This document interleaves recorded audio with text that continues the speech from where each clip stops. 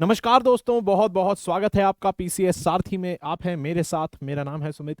और दोस्तों, एक बहुत ही इंपॉर्टेंट जानकारी अभी अभी आई है, बहुत ताज़ा ताज़ा जानकारी है। वो ये, जो भी लोग मध्य प्रदेश की सिविल सर्विसेज की तैयारी कर रहे हैं, यानी कि मध्य प्रदेश लोक सेवा की जो तैयारी कर रहे हैं जो भी लोग, तो वहाँ के लोक सेवा आयोग ने, मध्य प्रदेश के सर्विस कमीशन ने नोटिफिकेशन निकाल दी है।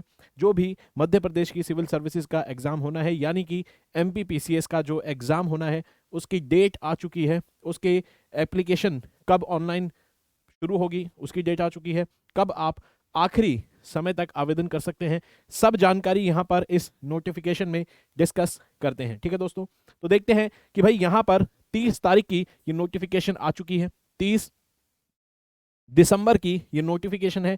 डेट याद रखेंगे, क्योंकि बाद में अगर कभी चलकर कोई समस्या होती है तो नोटिफिकेशन के आधार पर ही हम चीज़ों को ढूंढने में एबल रहते हैं। ठीक है, हम नोटिफिकेशन के आधार पर ही चीज़ों को बाद में ढूंढ पाते हैं, अगर कोई भी समस्या हमें बाद में होती है तो। ठीक है, चलिए। तो ये जो एग्ज़ाम है, इसकी जो प्रिलिमिनरी एग्ज़ाम होगा, यानी कि जो इसके प्री एग्ज़ाम होगा, जिसके अंदर एक जनरल स्टडीज़ का पेपर होता है सुबह, और एक फिर दोपहर में एप्टीट्यूड का पेपर होता है। तो सुबह जो पेपर होगा दोस्तों, सामान्य अध्ययन यानी कि जनरल स्टडीज़ का, वो 10 बजे से 12 बजे तक होगा।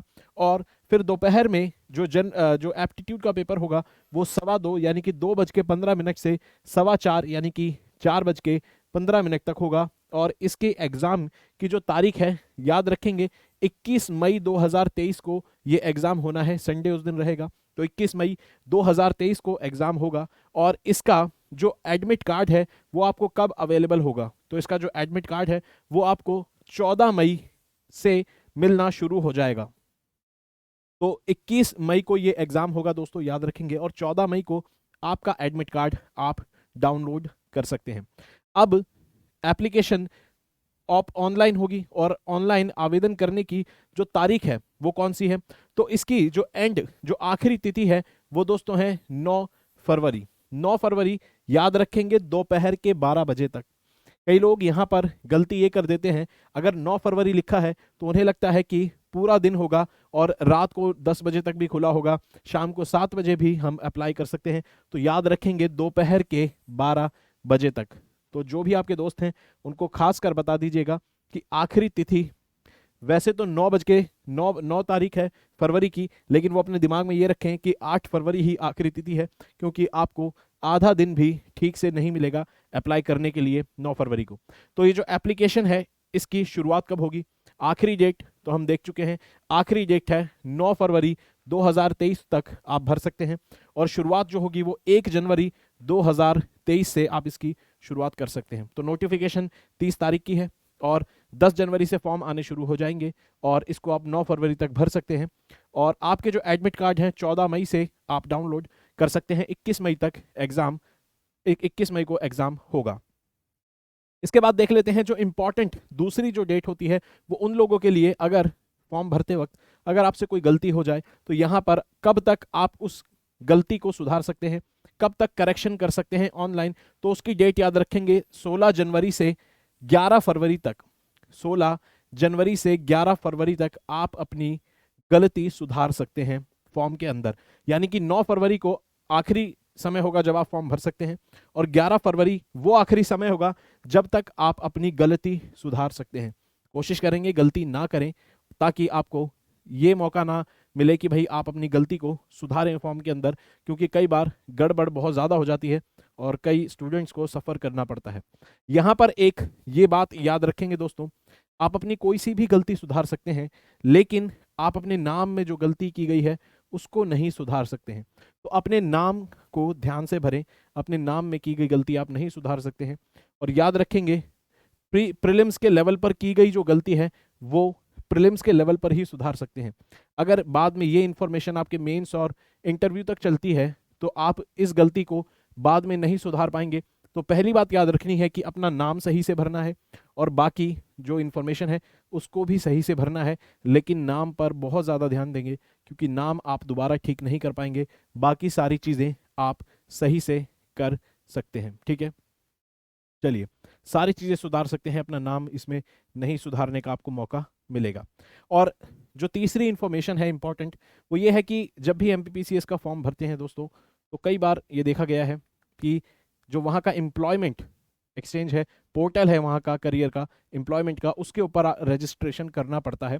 और जो आउटसाइडर्स थे, यानी कि वो लोग जो मध्य प्रदेश के बाहर, जिनका डोमिसाइल है, जो मध्य प्रदेश के बाहर से रह रहे हैं, उनको भी वहाँ के मध्य प्रदेश के जो करियर पोर्टल है, जहाँ का उनका एम्प्लॉयमेंट एक्सचेंज है, उसमें रजिस्टर करना होता था। लेकिन यहाँ पर उसके रिगार्डिंग एक इन्फॉर्मेशन ये है कि 8 मार्च 2022 को हाई कोर्ट की जो जजमेंट आई है लेटेस्ट, 8 मार्च 2022 के तहत जो भी लोग अन्य प्रदेशों से हैं, यानी कि आउटसाइडर हैं मध्य प्रदेश के, उनको रोजगार कार्यालय के पंजीयन से मुक्त किया गया है। यानी कि उनको ज़रूरत नहीं है मध्य प्रदेश के जो रोजगार कार्यालय का पोर्टल है उस पर जाके रजिस्टर करने की। तो याद रखेंगे, एक एक्स्ट्रा जो आपको फॉर्मेलिटी करनी होती थी, तो इसमें काफ़ी कन्फ्यूजन होती थी बच्चों को, तो अब ये चीज़ हटा दी गई है जो भी आउटसाइडर्स हैं उनके लिए। और जो मध्य प्रदेश के ही, जिनका डोमिसाइल है, जो मध्य प्रदेश के ही मूल निवासी हैं, उनको भी यहाँ से मुक्त कर दिया गया है। हालांकि जब इंटरव्यू होगा, अगर इंटरव्यू होगा, तब आपको सर्टिफिकेट ज़रूर चाहिए होगा इस पोर्टल का, यानी कि इस पर आपका जो रजिस्ट्रेशन है इस पोर्टल का, एम्प्लॉयमेंट का, इसका रजिस्ट्रेशन का, पोर्टल का, आपको सर्टिफिकेट चाहिए होगा अगर आप इंटरव्यू में पहुंचते हैं तो, ठीक है। और उसके अलावा जो भी मध्य प्रदेश की गवर्नमेंट के अंदर ऑलरेडी सर्विस में है, किसी और पद के ऊपर कार्यरत है, जैसे शासकीय, निगम, मंडल, उपक्रम, आयोग, किसी भी लेवल पर कार्य जो कर रहे हैं, उन लोगों को नो ऑब्जेक्शन सर्टिफिकेट यहाँ पर प्रस्तुत करना होगा। एक नो ऑब्जेक्शन सर्टिफिकेट प्रस्तुत करना होगा और उसके आधार पर आपको छूट मिल जाएगी इस रजिस्ट्रेशन से, रोजगार एम्प्लॉयमेंट के जो एक्सचेंज है इसके रजिस्ट्रेशन से आपको छूट मिल जाएगी, ठीक है। तो आउटसाइडर्स को तो छूट है, याद रखेंगे। इनसाइडर्स जो मध्य प्रदेश के हैं उनको इंटरव्यू के लेवल पर इसका सर्टिफिकेट प्रेजेंट करना पड़ेगा। और जो मध्य प्रदेश की सरकार में काम कर रहे हैं उनको एक नो ऑब्जेक्शन सर्टिफिकेट अपने विभाग से, अपने डिपार्टमेंट से लेकर आना पड़ेगा, तब उनको छूट मिल जाएगी रजिस्ट्रेशन से, ठीक है। तो ये था रजिस्ट्रेशन से रिलेटेड। और इसके अलावा जो एक और इम्पॉर्टेंट जानकारी है, जो सबसे ज़्यादा इंटरेस्टिंग सभी लोगों को जिसका वेट है, वो है कि भाई आखिर कितने पदों के लिए भर्ती निकाली गई है। तो टोटल आप देख सकते हैं दोस्तों, यहाँ पर 427 टोटल वैकेंसीज निकाली गई है। कुल पद जो है, टोटल वैकेंसीज 427 निकाली गई है, याद रखेंगे। जिसके अंदर अगर आप देखें, जिसमें सबसे ज्यादा सब लोगों को इंटरेस्ट रहता है वो ये राज्य प्रशासनिक सेवा, यानी कि एडमिनिस्ट्रेटिव सर्विस जो है, एग्जीक्यूटिव एडमिनिस्ट्रेटिव सर्विस जो है, उसमें आपको 27 वैकेंसी मिलेंगी। और जो पुलिस अधीक्षक की जो वैकेंसी है उसके अंदर आपको 22 वैकेंसीज दिखेंगी। तो टोटल जो वैकेंसीज हैं वो है 427। तो ये पूरी इंफॉर्मेशन दोस्तों याद रखेंगे और एक बार फिर इस टेबल पर खासकर ध्यान देंगे, क्योंकि इस टेबल पर जितनी भी इंपॉर्टेंट डेट्स हैं वो सब लिखी हैं कि कब फॉर्म निकलेगा, कब आप अप्लाई कर सकते हैं। और 21 मई को ये एग्ज़ाम होगा, 14 मई को आपके हाथ में एडमिट कार्ड आ जाएगा और साथ ही में 10 जनवरी से आप अप्लाई करना शुरू कर सकते हैं। याद रखेंगे 9 फरवरी दोपहर 12 बजे, तो अपने दिमाग में बिठा लीजिए 8 फरवरी ही आखिरी डेट है। तो दोस्तों ये थी इंपॉर्टेंट जानकारी मध्य प्रदेश की, जो एग्ज़ाम अब प्रीलिम्स होने वाला है। याद रखेंगे पीसीएस सारथी ऑलरेडी कई सारे स्टेट्स के लिए कोर्सेज निकाल चुका है, तो प्रीलिम्स के लिए भी क्रैश कोर्स मध्य प्रदेश के लिए निकल चुका है। अगर आपको वो क्रैश कोर्स खरीदना है डिस्काउंटेड प्राइस पर, तो कोड लगाएंगे SK स्टेट। तो कोड लगाएंगे दोस्तों SK स्टेट, डिस्काउंटेड प्राइस पर आप क्रैश कोर्स खरीद सकते हैं। और जल्दी ही आप देखेंगे कि इसके लिए टेस्ट सीरीज भी आपको अवेलेबल होगी, ताकि आपकी तैयारी पीसीएस सारथी सही से करवा पाए और आप भी पीसीएस सारथी के साथ अपनी तैयारी को पूरी मजबूती से कर पाए। तब तक के लिए मिलते हैं, अपना ख्याल रखेंगे। जय हिंद दोस्तों।